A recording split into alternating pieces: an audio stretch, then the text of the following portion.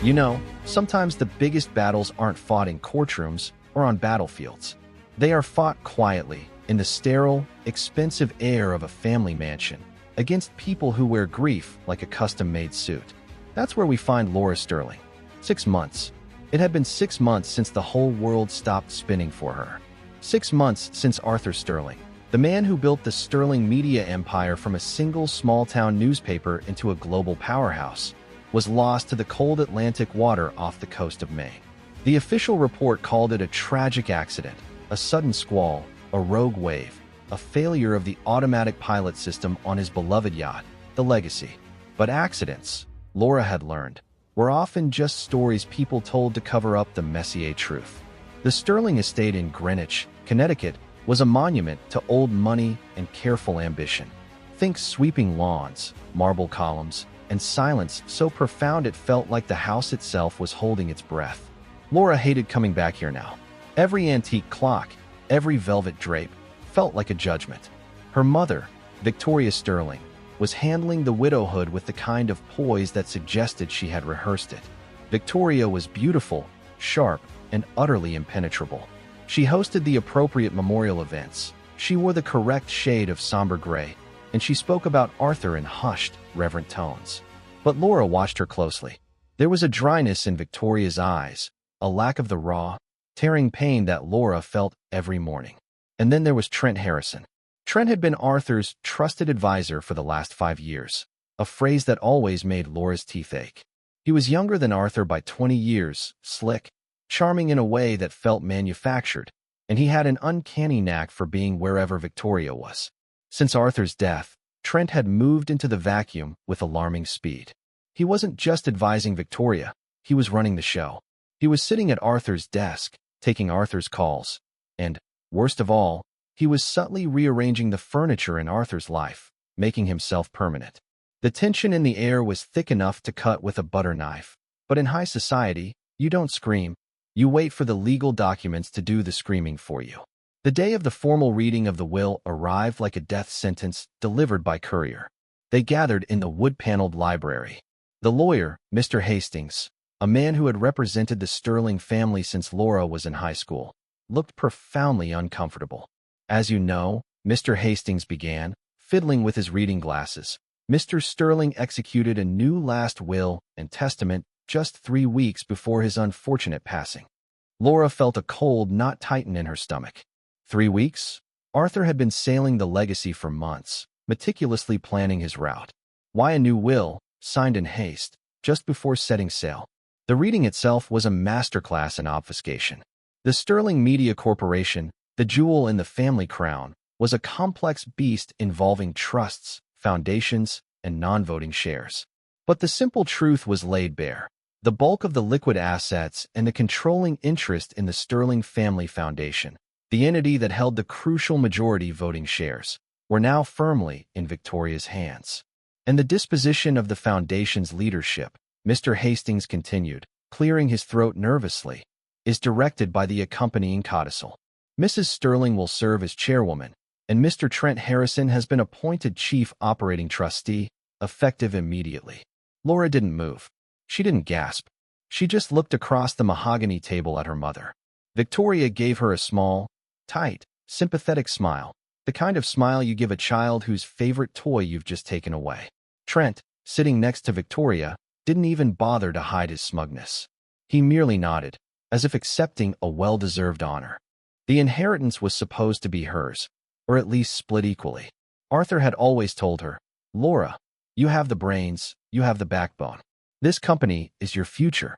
She had spent years working as an attorney in New York, not because she needed the money, but because she needed the experience to step into her father's shoes when the time came.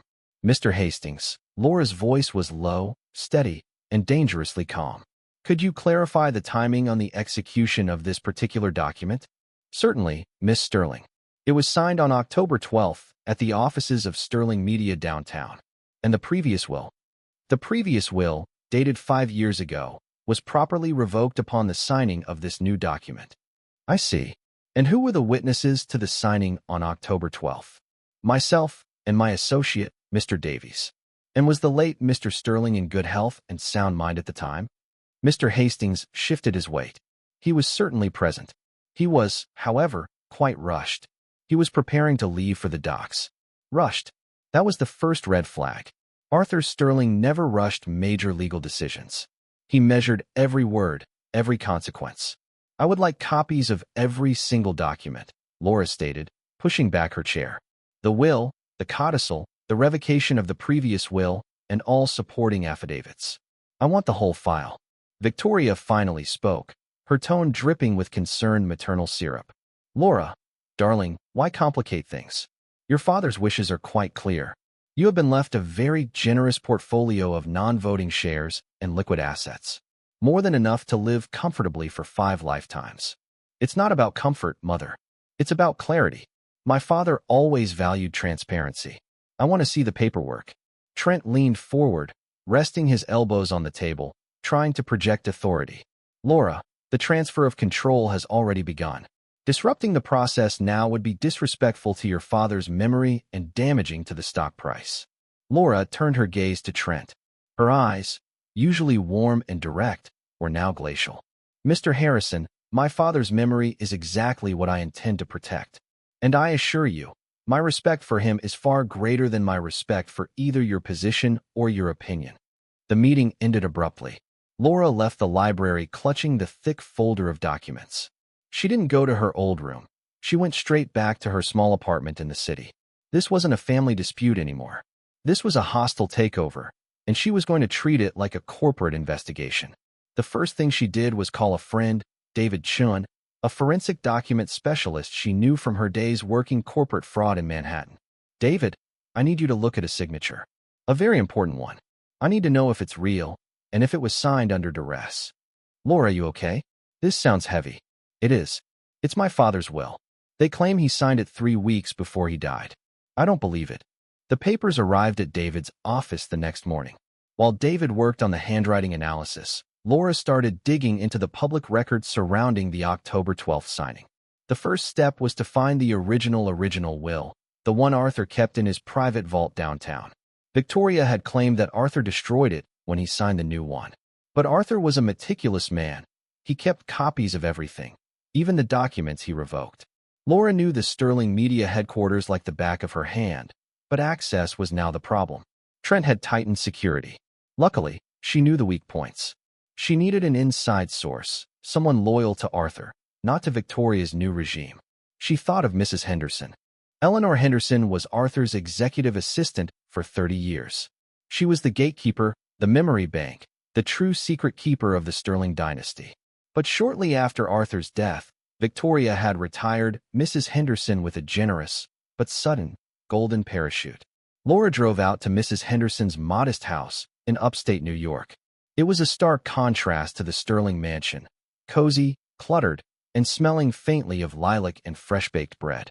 Mrs. Henderson looked older, but her eyes still held that sharp, knowing intelligence. Laura, dear, I was so sorry about your father. A terrible loss. It was, Ellie. Thank you. I need to ask you some things about the last few months. They sat in the small living room. Laura explained the situation, detailing the new will and the sudden elevation of Trent Harrison. Mrs. Henderson listened, her hands folded neatly in her lap, her expression growing harder with every detail. I knew it, Ellie whispered. I knew that woman was trouble. Always had her eye on the prize. Ellie, do you remember the week of October 12th? The day they claimed Dad signed the new will. Ellie frowned, concentrating. Yes, I do. It was chaos. Arthur was supposed to be prepping the boat, but he had to come back to the office for some last-minute things. That Mr. Harrison insisted. Did you see him sign anything? No, I was kept out of the room. That was unusual. Arthur always had me witness legal documents. He trusted my penmanship and my memory. But Mr. Harrison specifically told me they needed privacy with Mr. Hastings. Did your father seem stressed about it? Stressed? He was furious. He came out of that meeting red in the face. He told me he felt cornered. He said, and I quote, Ellie, I had to sign something I didn't agree with, but I'm going to fix it the moment I get back from the trip. This is temporary. I had to sign something I didn't agree with. This was the key. Coercion. But why? Ellie, did Dad ever talk about changing his will recently? Before October? Oh yes. He was obsessed with getting it right. He spent all of last summer revising the real final draft. He had the drafts locked up in his private safe in the office, the small wall safe behind the impressionist painting in his study. Laura nodded. She knew the safe. Only Arthur and Ellie knew the combination. What was in that real final draft, Ellie? The one he was so proud of. Ellie leaned closer, lowering her voice conspiratorially. It gave you the controlling interest, Laura. Every single voting share. He set up Victoria with enough money to live like royalty, but he cut off her access to the company's decision-making power. And Trent Harrison? He wasn't mentioned at all. Arthur was planning to fire him when he got back. This confirmed it. The will Victoria presented was a fraud, signed under duress, or perhaps even a forgery of a signature that Arthur was forced to provide in haste. But why would Arthur, the most powerful man in the state, be forced to sign anything? What leverage did Victoria and Trent have? Ellie, do you happen to remember the combination to that safe?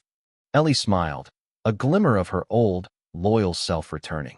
I still have the sticky note taped to the bottom of my tea kettle, dear. It's Arthur's birthday, reversed, plus the year the company went public. Armed with the combination, Laura had her next target, the Sterling Media headquarters downtown. Getting in wasn't the hard part. She still had her old security card. The hard part was getting into Arthur's private study when Trent Harrison was likely occupying it. She decided to strike on a Sunday afternoon.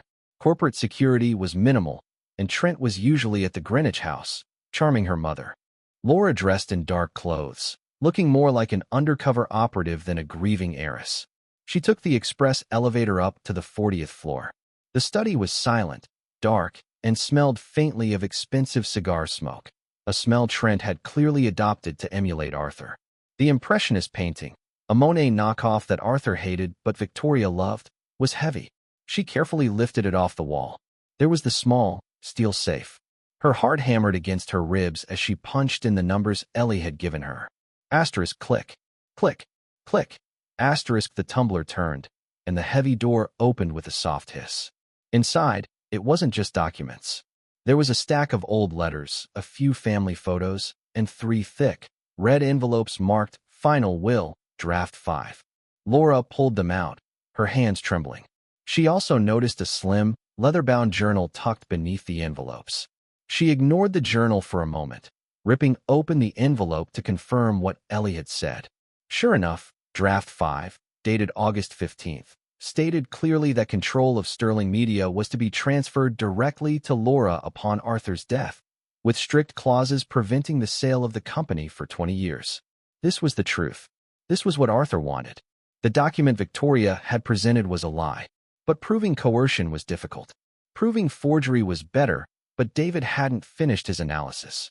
Laura sat at Arthur's old desk, the weight of the betrayal settling heavily on her shoulders. Victoria hadn't just changed the will. She had stolen Arthur's legacy and his trust. She picked up the leather journal. It wasn't a diary, but a logbook. Arthur used it to record important business decisions and private concerns that he didn't want in official company minutes. She flipped to the entries around October, just before his death. Asterisk October 5th asterisk asterisk V is becoming impossible. She demands Trent be given more power. I told her absolutely not. Trent is a snake. I suspect they are working together on the foundation accounts. I need to get back from the trip quickly and have the auditors look at the Q3 transfers. If they are skimming, I will prosecute both of them. Asterisk. Asterisk October 10th asterisk asterisk the pressure is unbearable. Trent threatened to go public with the information about the Boston land deal from 2008. It was technically legal, but certainly unethical. It would destroy the stock price and ruin my reputation. V knows I can't let that happen. They want me to sign over the controlling interest to V immediately and appoint Trent as COO. I have stalled, but they are relentless. Asterisk. Asterisk October 12th asterisk asterisk sign the papers.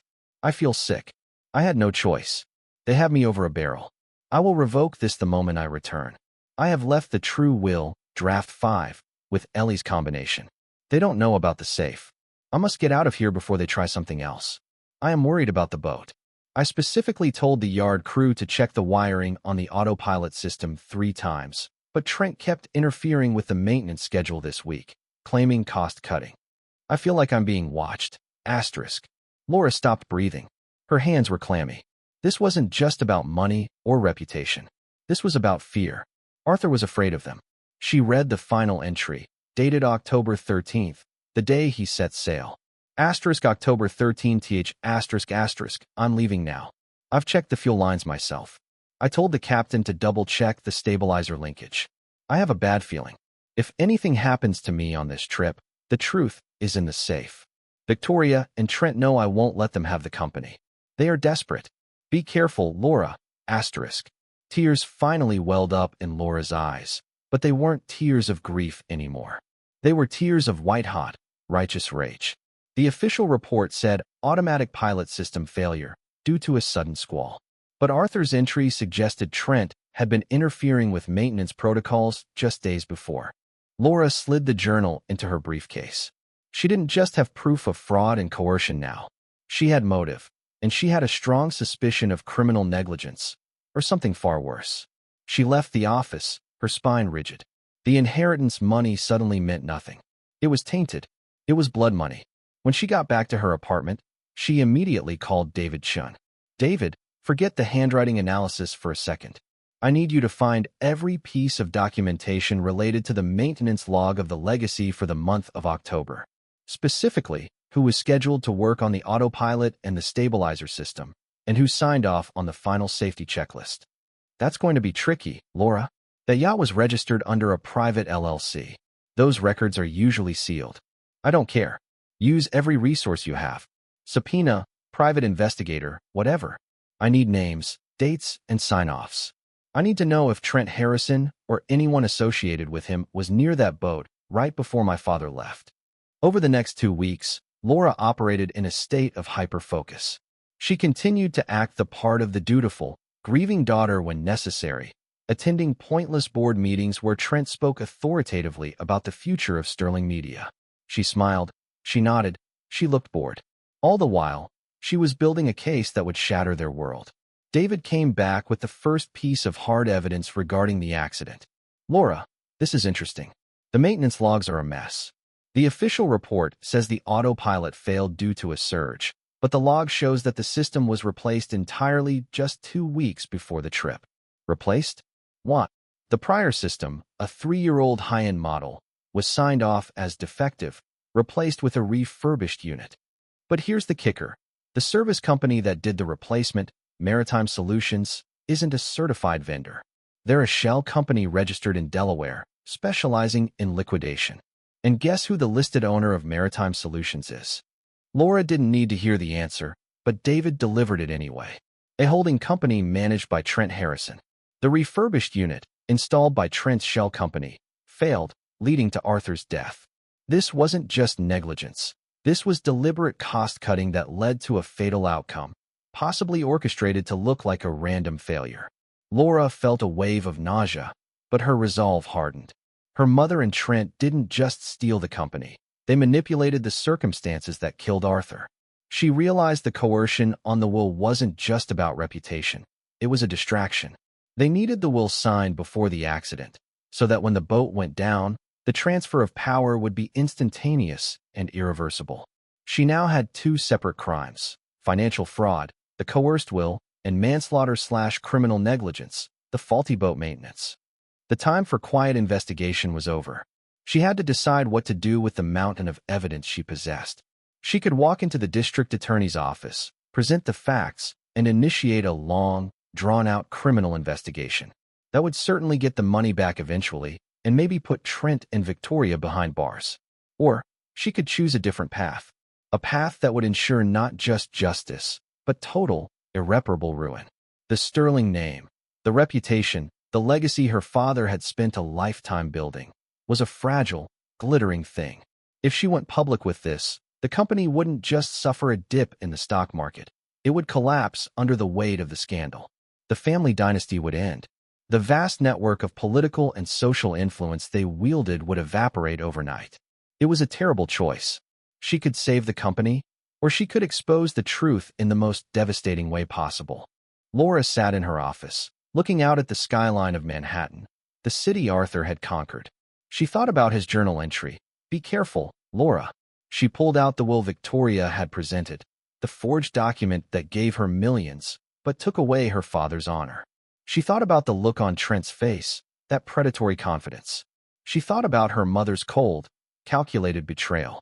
The money, the stocks, the voting shares, it was all meaningless now. The legacy was already broken by the hands that built it.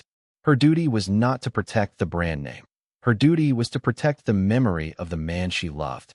She picked up the phone and dialed a number she hadn't called in years. Michael Vance, the lead investigative reporter for the New York Tribune, known for his brutal efficiency in taking down corporate giants. Michael? It's Laura Sterling. I have a story for you. A big one. It involves fraud, a sudden death, and the complete collapse of one of America's oldest media dynasties. She didn't ask for payment. She didn't ask for anonymity. She just asked for the truth to be printed on the front page, in excruciating detail. The date was set. She would release everything. The journal, the true will, the maintenance logs, the shell company ownership. At a press conference she would call herself. But first, she had one final, agonizing family interaction to get through. She had to look her mother in the eye one last time, knowing exactly what was coming. She drove back to the mansion in Greenwich, feeling like she was walking into a war zone. Victoria was waiting in the drawing room, sipping tea, looking relaxed. Trent was there too, going over some stock reports, already comfortable in his assumed role as the new patriarch. "Laura, darling, so glad you came," Victoria said warmly. "We need to discuss the upcoming charity gala. Trent thinks we should merge the foundation's budget with a new initiative he's spearheading." "Stop," Laura said, her voice cutting through the pleasant atmosphere like shattered glass. Victoria paused, raising an eyebrow. "Stop what, dear?" Laura placed a single envelope on the coffee table between them.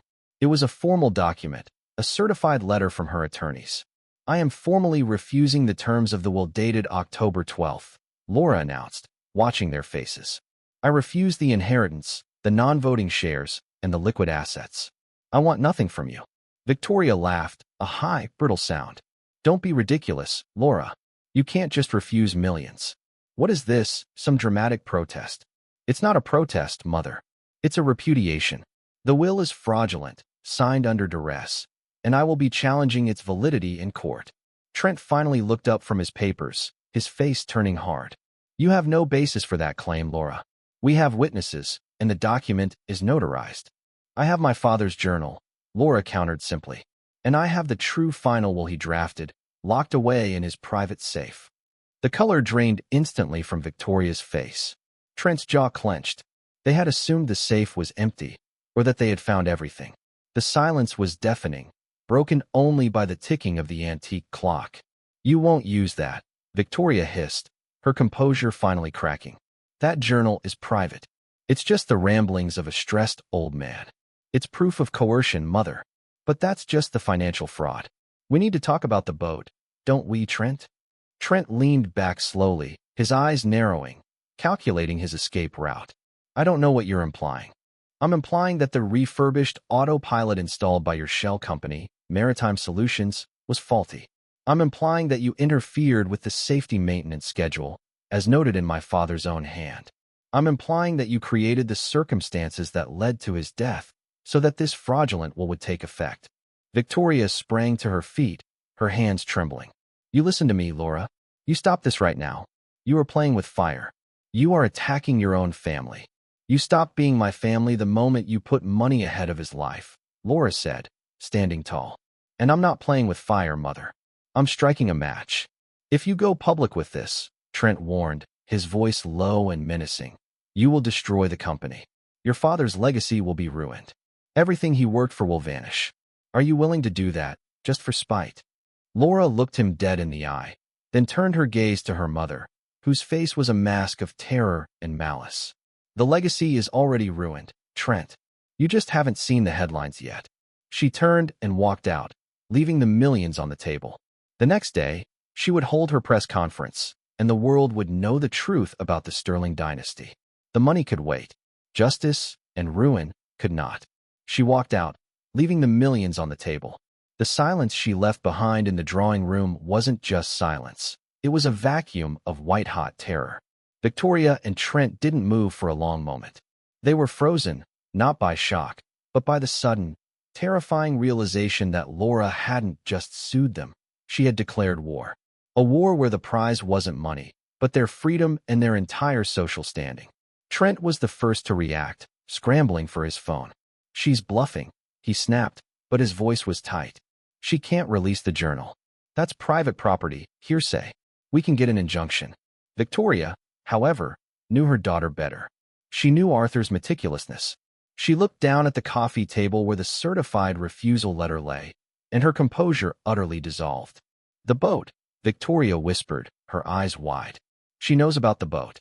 She knows we pushed him to sign before he left, but she knows about maritime solutions." Trent paced, rubbing the back of his neck. "We covered the tracks. The maintenance logs were destroyed. The official report was sealed by the insurance company. How the hell did she get the records?"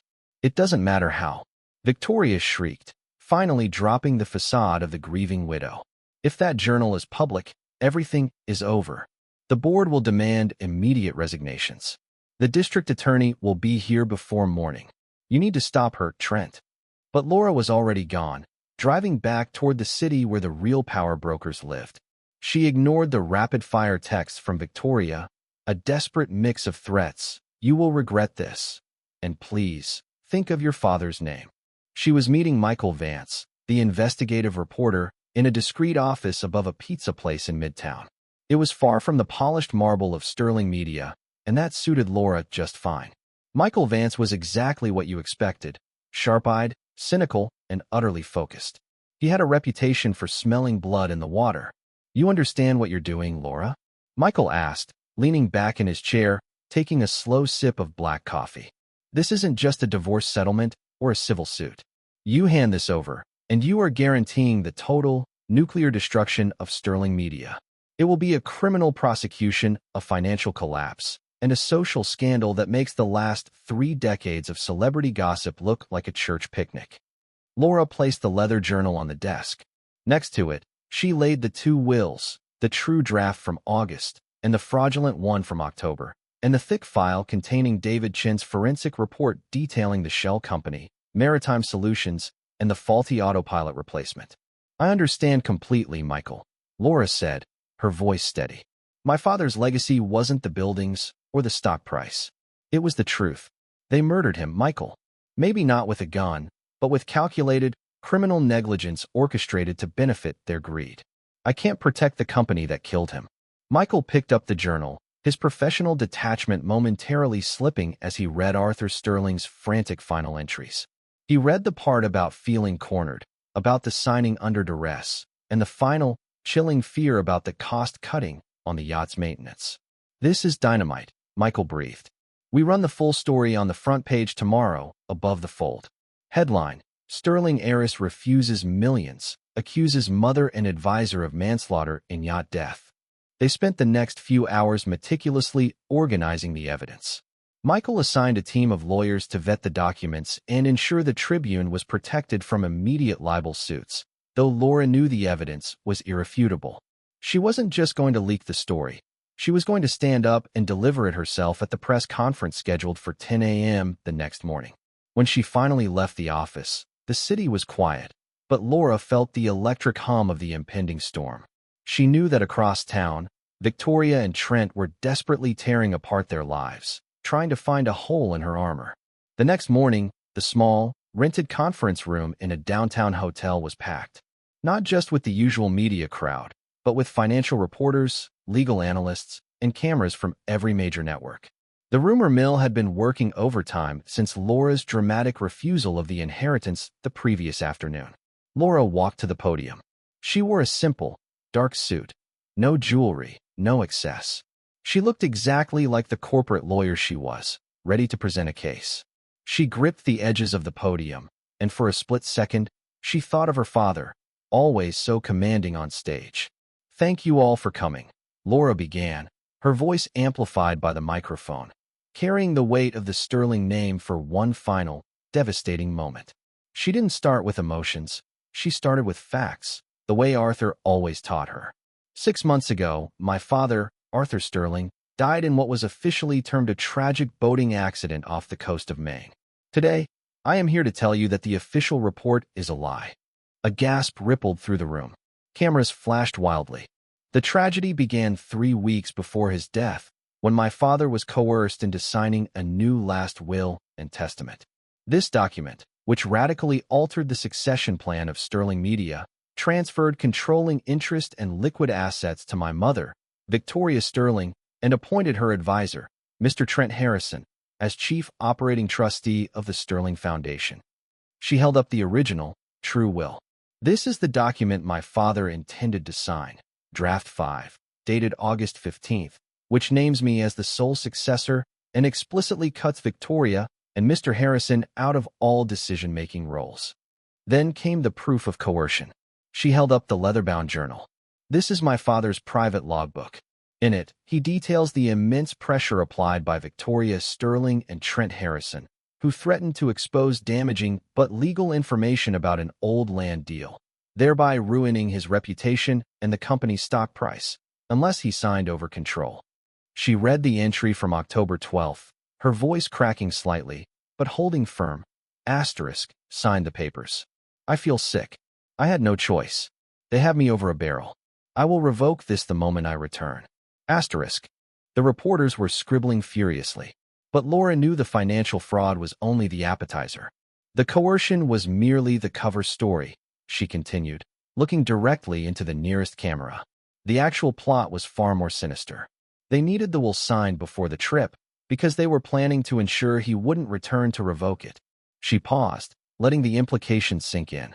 Mr. Harrison, through a shell company registered in Delaware called Maritime Solutions, interfered with the maintenance of the legacy. The official report cites an autopilot failure. My investigation shows that the existing, perfectly functional autopilot was replaced 2 weeks prior to the voyage with a refurbished unit supplied by Trent Harrison's company.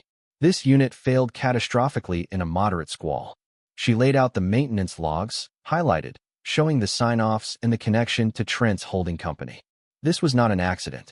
This was a deliberate act of criminal negligence, engineered to look like a tragedy, ensuring the transfer of power and wealth to them. Then came the final, crushing blow. Yesterday, I was offered millions of dollars under the terms of the fraudulent will. I refused it.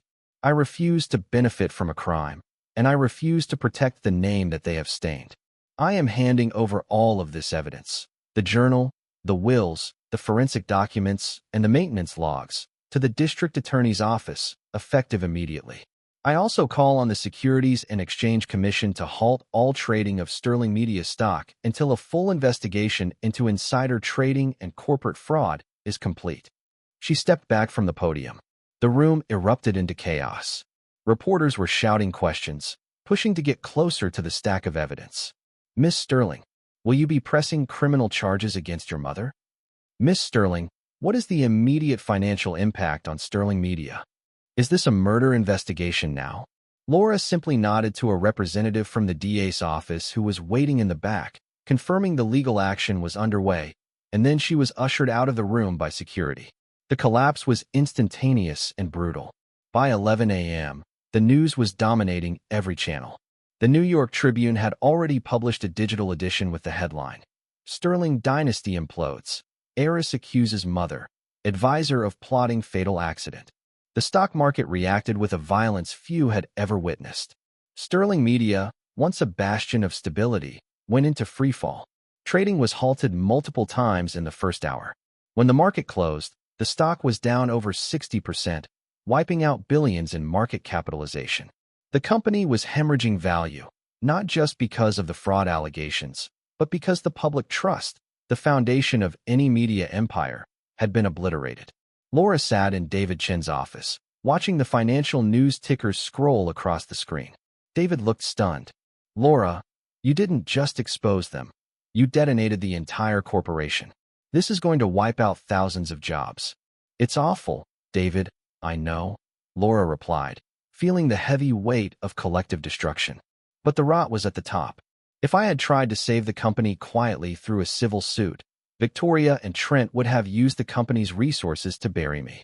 This was the only way to ensure the truth came out, and that they couldn't hide behind the Sterling name anymore. Meanwhile, back in Greenwich, the police had arrived before noon. Victoria Sterling was hysterical. She was trapped in the mansion, watching her entire world burn on her own flat-screen television. She had called her primary attorney, who had immediately called a defense specialist in white-collar crime. "They can't do this to me," Victoria screamed into the phone, clutching a silk scarf. "I am Victoria Sterling. This is slander. This is the act of a jealous, unstable child." But the police weren't there for slander. They were there with a search warrant, specifically targeting Trent Harrison and Victoria regarding the maintenance logs and the foundation's financial records. Trent, ever the pragmatist, had already tried to flee. He was intercepted by federal agents at JFK Airport, attempting to board a flight to the Cayman Islands. He was arrested on preliminary charges of conspiracy and fraud, based on the documented ownership of Maritime Solutions and the immediate collapse of Sterling Media's stock value. The arrest was public, humiliating, and televised. Trent Harrison, the slick advisor, was hauled away in handcuffs, his expensive suit looking ridiculous against the backdrop of federal agents. Victoria was not arrested immediately, but she was detained and brought downtown for questioning. The police were building a case for involuntary manslaughter, but they needed time to analyze the full contents of Arthur's journal and the maintenance records. Her social standing offered no protection. In fact, it made her a bigger target for a hungry prosecutor. The narrative shifted instantly. Victoria Sterling went from being a grieving widow to a primary suspect in a corporate murder plot. The entire social circuit, which had kissed her feet for decades, suddenly evaporated. Invitations were rescinded. Calls went unanswered. The Sterling dynasty was not merely ending. It was being publicly dismantled, piece by bloody piece. The days that followed were a whirlwind of subpoenas, depositions, and nonstop media coverage. Laura had retreated from the public eye, relying on her lawyers and David Chun to handle the technical details. The DA's office confirmed that the evidence was overwhelming.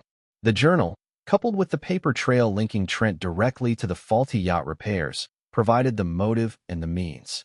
The fact that Laura had publicly refused the inheritance money lent incredible credibility to her claims. She clearly wasn't motivated by greed, but by justice. One afternoon, Laura received a call from Mrs. Henderson, the former executive assistant. "Laura, dear, I just saw the news. It's terrible, but you did the right thing," Ellie said, her voice filled with emotion. "It cost everything, Ellie." "No, dear. It cost the money. But it saved your father's honor. And I have something else for you." I remembered something Arthur said just before he left for the boat.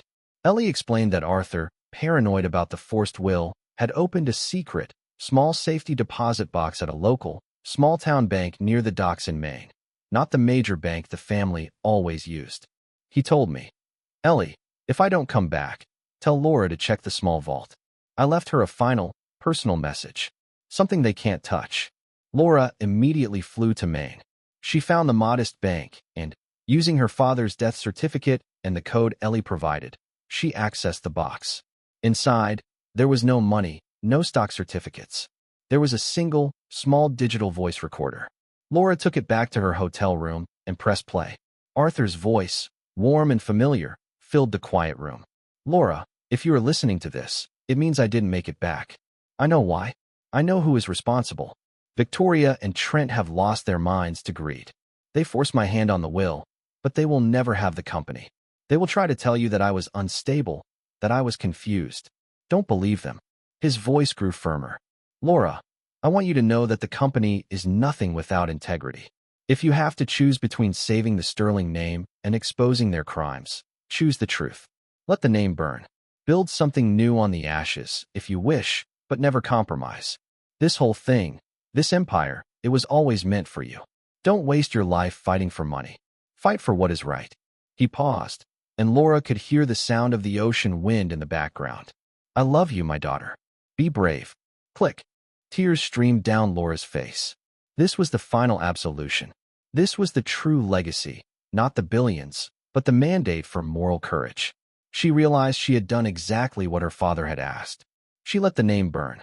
The civil litigation over the estate was now a formality, completely overshadowed by the criminal investigation. Since Laura had refused the inheritance and presented the true will, Draft 5, the entire estate was thrown into probate chaos. With the company stock effectively worthless and the primary beneficiaries, Victoria and Trent, Facing serious felony charges, the Sterling empire was dissolving rapidly. The Sterling Media Board, terrified of their own liability, immediately voted to strip Victoria Sterling of all foundation authority and Trent Harrison of all corporate titles. They desperately tried to initiate a fire sale of assets to cover the mounting debts and lawsuits, but the reputation damage was too severe. No major buyer wanted to touch the murder media company. Laura watched the news one evening. The Greenwich mansion was being seized by the federal government as part of asset forfeiture pending the fraud investigation. Victoria, released on a massive bond, was now living in a small, temporary apartment under house arrest. The camera focused on the marble columns of the great house, now draped with official notice signs. It was over. The house, the money, the power, it was all gone. Laura didn't feel triumph. She felt exhaustion and a profound, chilling emptiness. She had destroyed her family to save her father's honor. A few days later, she received a certified letter from Victoria's defense attorney, a last-ditch attempt at reconciliation, or perhaps manipulation. The letter proposed a settlement. If Laura retracted the criminal accusations, claiming she was emotionally distraught during the press conference, Victoria would ensure Laura received a massive, untainted share of the remaining liquid assets. They offered her a clean, quiet exit with hundreds of millions of dollars. Laura took the letter and walked over to the fireplace. She didn't even bother calling her own lawyer. She knew the answer instantly. She crumpled the paper, tossed it into the cold grate, and struck a match. The paper curled, catching fire quickly, turning to ash. The money meant nothing. She had already chosen the path of ruin and justice. The path ahead was long. Trent and Victoria would face trial. Sterling Media would be liquidated. But the truth was out, shining a harsh, cold light on the darkness that had consumed her family.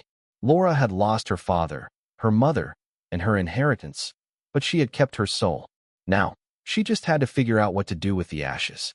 You know, when a major structure collapses, the immediate explosion is terrifying, but the cleanup, the slow, grinding process of sifting through the rubble, that takes forever.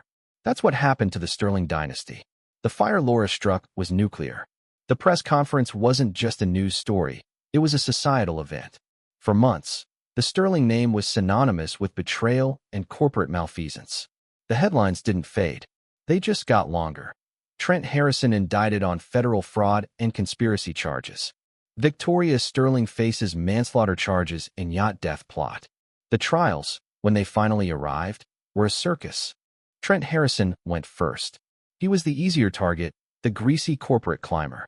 The evidence connecting him to Maritime Solutions, the shell company, and the documented interference with the legacy's maintenance logs was irrefutable. His defense tried to paint him as a mere employee following Victoria's orders, but the jury saw the greed. They saw the calculated malice. Trent was convicted on all major counts of wire fraud, conspiracy, and, crucially, corporate negligence leading to death. The judge, making an example of a man who used a yacht and a signature to commit murder, handed down a sentence that guaranteed Trent would spend the rest of his effective life behind bars. Victoria's trial was far more agonizing for Laura. It was the spectacle of watching her own mother try to lie her way out of the truth. Victoria's lawyers argued that Arthur was depressed, that he had signed the will voluntarily because he feared the exposure of the old land deal, and that the yacht failure was a genuine accident, a tragic consequence of sailing in rough waters. They tried to discredit Laura, calling her a disgruntled, vengeful child motivated by lost inheritance. But Laura had the truth on her side, and more importantly, she had the voice recorder her father left in the small main vault. The prosecution played Arthur Sterling's final message for the courtroom. Hearing the patriarch's voice, firm but tinged with fear, detailing the coercion and his suspicion that his life was in danger, it shattered Victoria's carefully constructed defense. When the recording ended, Victoria, usually so composed, was weeping not from remorse, but from the realization that her husband had planned for her betrayal. The jury found Victoria guilty of conspiracy to commit fraud and involuntary manslaughter. She hadn't pulled a trigger, but her actions, her demand for the fraudulent will, her pressure on Trent to rush the maintenance, her relentless greed, had directly led to Arthur Sterling's death. She received a significant prison sentence, one that ensured she would never again host a Greenwich gala or wield power in a boardroom. Justice, cold and complete, had been served. The Sterling Media Corporation didn't survive the verdict. The board's desperate attempts to salvage the company failed. The scandal had poisoned the well. The stock was delisted. The SEC investigation found widespread financial improprieties stemming from the foundation's accounts, exactly as Arthur had suspected.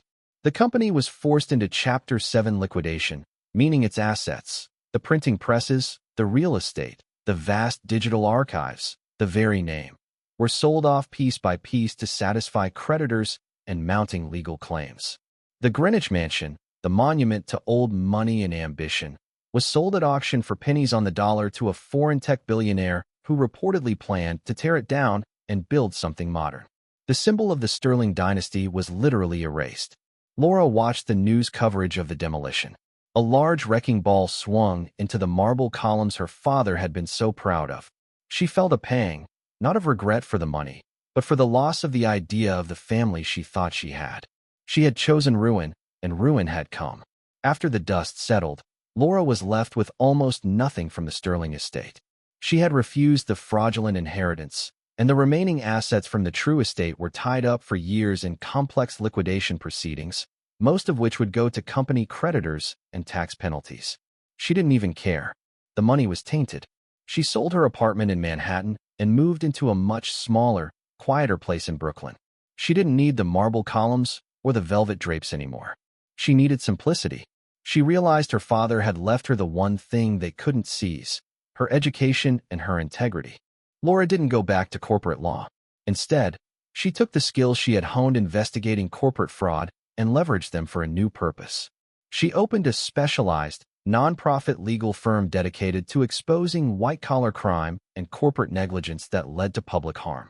She called it the Legacy Project, a quiet nod to the man who gave her a mandate to seek the truth, no matter the cost. Her first major case involved whistleblowers at a pharmaceutical company. She used the same meticulous document analysis, the same aggressive strategy she used against her mother and Trent, but this time, she was fighting for people who had no power. It was difficult, often frustrating work, but every victory, every small piece of justice, felt cleaner, more real than anything the Sterling billions could have bought her. Years passed. The name Sterling faded from the front pages, replaced by new scandals and new tragedies. Victoria and Trent became footnotes in legal history, cautionary tales of greed. One crisp fall afternoon, Laura was sitting in her small, bright office, reviewing a stack of documents. She looked out the window at the busy Brooklyn street, the noise of traffic, the honest chaos of everyday life. She thought back to that moment in the drawing room, when she laid the envelope on the mahogany table and refused the millions. She could have taken the money. She could have negotiated a settlement, saved the company, and lived out her life in unimaginable luxury, burying the truth forever. But she remembered the fear in her father's voice on that recording. Let the name burn. She hadn't just exposed a secret. She had chosen a completely different life. A life where her worth wasn't measured by a stock ticker or the size of her house, but by the weight of the truth she carried. Laura leaned back in her chair, a small, genuine smile touching her lips. The Sterling dynasty was gone, reduced to ash. But from those ashes, something new, something honest, was finally growing. And that, she knew, was the only legacy truly worth fighting for. She picked up her pen, ready for the next fight.